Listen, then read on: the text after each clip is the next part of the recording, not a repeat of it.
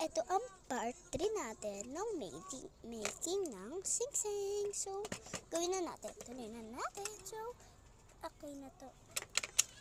Double na natin. Double. Yan. Ang tigas na natin. So, tuloy na natin. Ayan na. Ang ganda. Ang ganda. So, tapos na natin. So, ay, mama na ilalaglag.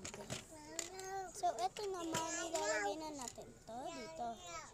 Madali lang siya. Iyan lang siya sa box. Diyan sa may butas. Yun na, dapat nagkapares niya. Yun natin. Ayun. Makulit lang yung baby ko. So, tuloy na natin part 3 natin. Yan. So, tapos na. Lagay na natin ito dito. Yan. Ang ganda. So, tapos na. Kompleto na yung sing-sing natin. Ang ganda. Ito yung bago natin, oh. May mga beads. May mga maliliit siya na diamonds, oh. Ang ganda. I-zoom nyo. Maganda talaga to. Pakinggan nyo. Ang ganda! Ganda ng sing-sing ko.